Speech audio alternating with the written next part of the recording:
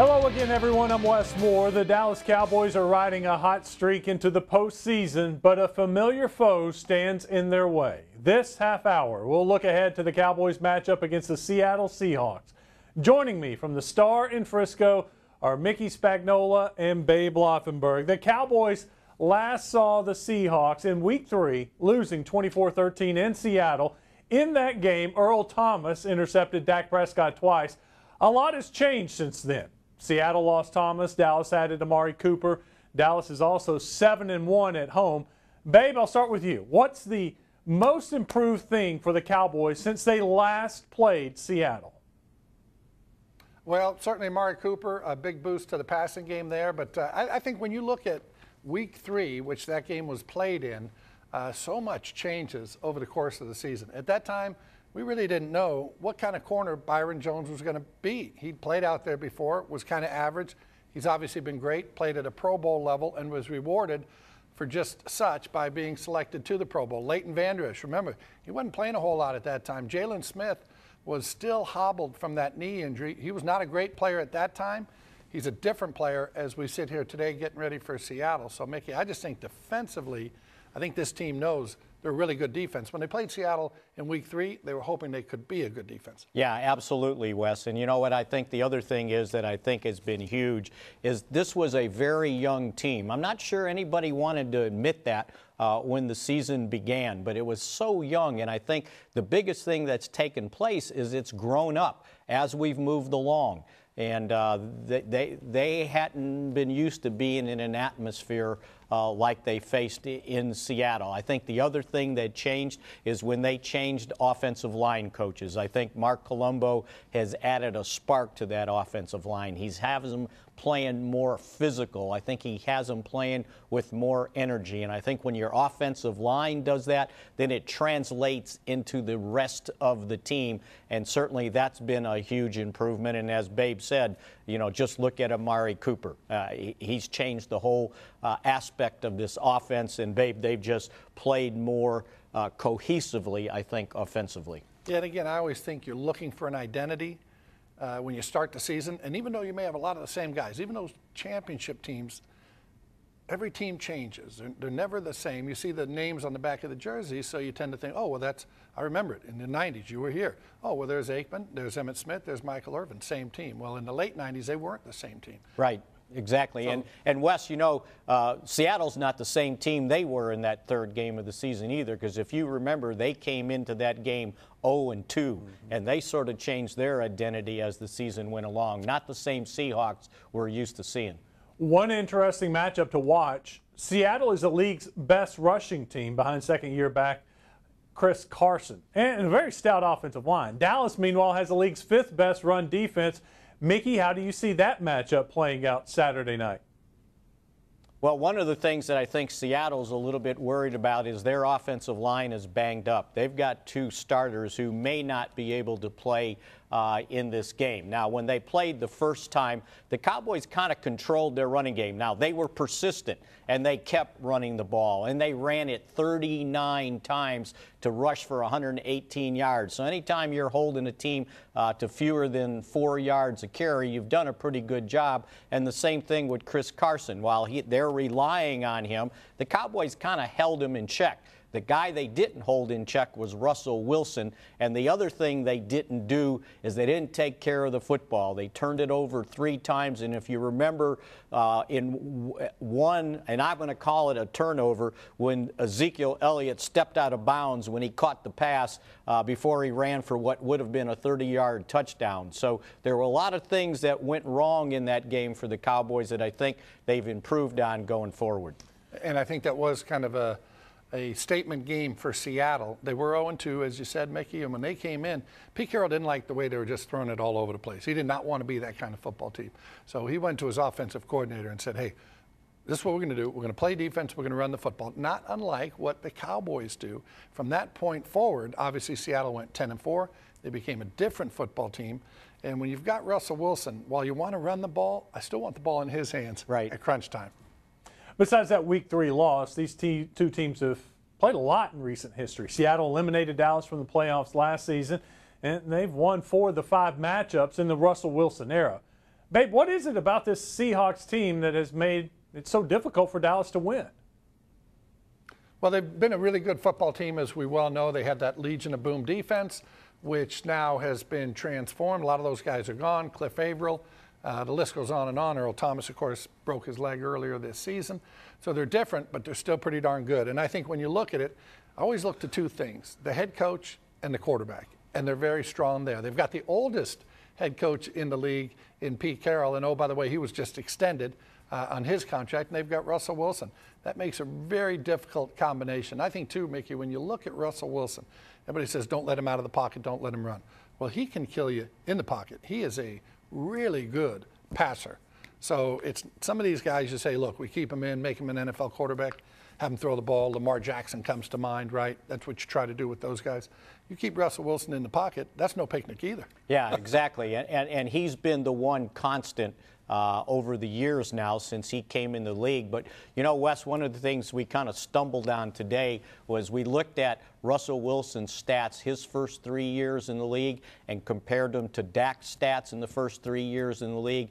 And I'm telling you, it was almost identical. And the reason he was successful early in his league, because in the league, was because of their defense, how well they played defensively and how well they were able to run the football with Marshawn Lynch. So that history really doesn't affect this team because these guys really haven't played Seattle all that much with this team. This is a different team for the Dallas Cowboys, and so we'll see if they can reverse history. And I'm sure, you know, babe, we can go back to 2006, right, when this all started up there, and the only constant from that is the head referee for this game is going to be the same guy that reversed the call on first down at the 1-yard line, Walt Anderson. And the other part of this, too, if you want to look at history, here's history that is on Seattle's side. Yes, they've won 4 of the last 5, but Russell Wilson has won more playoff games than all but one quarterback since he's come into the league. He has 8 playoff wins. Tom Brady has, I believe, 13. Dak Prescott has 0. So they got to get over the hump, the Cowboys do. Yeah, and he can only have 1, so well, they got beat the one time. Sure, but if you look at playoff experience, yes, Russell it makes Wilson a difference. Great stuff, guys. We are just getting started. When we come back, we'll take a look at the Dallas-Seattle trade that wasn't and how that's affected both teams since. You are watching the Silver Star Nation Wild Card Weekend Special.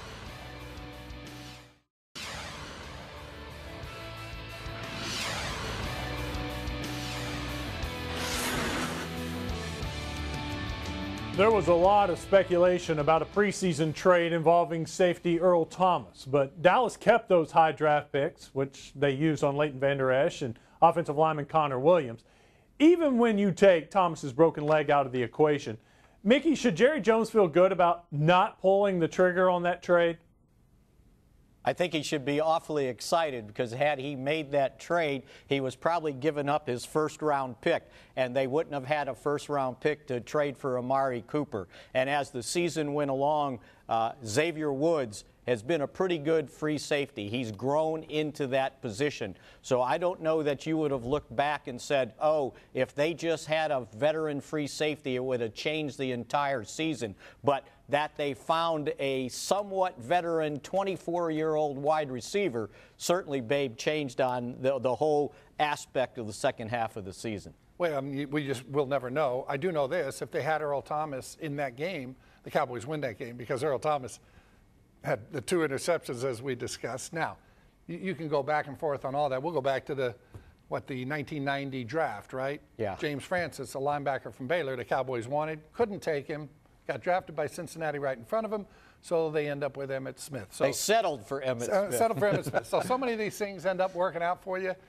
in the long run. I do know this. Cowboys are certainly happy to have Amari Cooper here, that's for sure. Let's go back to Week 17. Jason Garrett left Dak Prescott in the entire game against the Giants, and although the outcome didn't really affect the Cowboys' playoff standing, it paid off, giving Dallas a win to cap the regular season. Babe, do you think that win gives Dallas momentum heading into this weekend? Well, I'm a firm believer that momentum is not a light switch, meaning one game can't erase the other 15 if you've had struggles in a certain area. That being said, I do think Blake Jarwin may have gained as much out of that game as any player on the roster, because he ends up with 3 touchdown passes, ends up being the NFC Offensive Player of the Week. Oh, by the way, something Jason Witten never accomplished. And actually, I talked to Blake Jarwin earlier this week at his locker, and I said, Blake, you know, by virtue of you scoring 3 touchdowns as a tight end, never been done before in Cowboys history, Witten's coming out of retirement because he owned every tight end record the franchise had, and now you've got one of them. But Blake laughed, of course, and I said, now do it again this week against Seattle. But I think when you look at it, the momentum generated from that game, Mickey, I think it's certainly a positive, but you always, sometimes, as I say, you know, that light at the end of the tunnel is a train coming in the opposite direction. So that will only have generated momentum if they go out and beat Seattle this week. Yeah, absolutely. You know, and I think, Wes, the word I like to use is maybe it generated confidence. I don't know about the momentum part of it, but how much confidence do you think this Blake Jarwin guy has going into this game? You know, when I was talking to him, I said, you know, the capes come off because now you're not just 89. They know you're Blake Jarwin. And you might get a little bit more attention. How much more confidence does this offense have that they scored 36 points? And I know it was the Giants. I get it. But they still had to go out in pressure situation and played it like that. You get more confidence. So I think one of the things that helps out when you play a game like that to the end and you pull it out the way they did, in basically there was a pressure-packed situation, you gain confidence. And now they understand the intensity going forward that you have to play with in the playoffs. Quarterbacks love tight ends, so let me ask our former quarterback, Babe Laufenberg, what does Jarwin actually mean now to the offense, putting up those kind of numbers? Well, the one thing it does to me is it forces Seattle to spend their practice time this week on figuring out a way to handle the tight end. I think we all know Blake Jarwin's probably not going to come out and have 3 catches again for touchdowns. Ended up with 7 for the day. But when you look at it, Seattle's got to spend a little time on that. Something I'm going to venture to say in the first 15 weeks, teams did not spend a whole lot of time preparing for the tight end and what that tight end could do against you. I do know this, back in, I believe it was 2005, New England came in and they played the Dallas Cowboys. Bill Belichick always tries to take one player out of your offense. And that player, Mickey, was Witten. And Belichick, there was a drive there, Witten caught about 3 seam routes right down the middle of the field on the same drive. And Belichick was going crazy basically because he said, that's the one guy we said we had to stop. And they gave Witten some catches. Teams hadn't had to worry about that this year. I think Seattle will have a little worry about that this week. Yeah, and even if the Cowboys don't utilize it, they're going to have to spend practice time because I guarantee you, Wes, the last time Seattle thought of Blake Jarwin was towards the end of the game when the ball was up in the air and it was bouncing off his hands and got deflected and he's trying to knock it down and then they got the interception.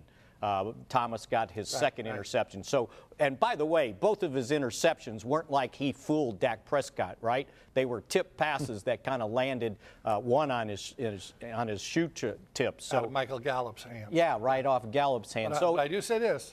Bill Parcells was always fond of saying, you know, the ball just seems to come to him. Yeah, I know. While you say, but don't tell me Dak threw 2 interceptions, all right? And then here's the other thing, Wes, too, that happens from that game is they put Tavon Austin on the field. So now Seattle's got to go, they might hand it to him. They might throw it to him. Oh, they went no huddle. Was that just that game, or are they planning on doing that going forward? And the other thing the Cowboys did quite a bit is they went empty. They had 5 people spread out in the formation. Now, they hadn't done it to that extent before. And Seattle's got to say, okay, I better prepare for that also. So I think they've given Seattle a lot to think about preparing for this game, just from playing that game the way they did. Giving us a lot to think about, I'll tell you that. When we come back, we'll size up the playoff picture beyond the Cowboys and Seahawks. Who has the best chance to capture the NFC Championship?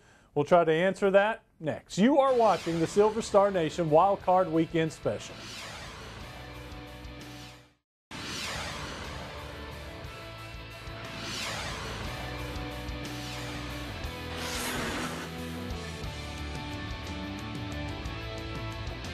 Let's take a look at the NFC postseason picture. For what it's worth, Dallas has played 2 other playoff teams. They defeated Philadelphia twice and New Orleans once. Mickey, which of the 6 NFC teams is in the best position heading into Wild Card Weekend?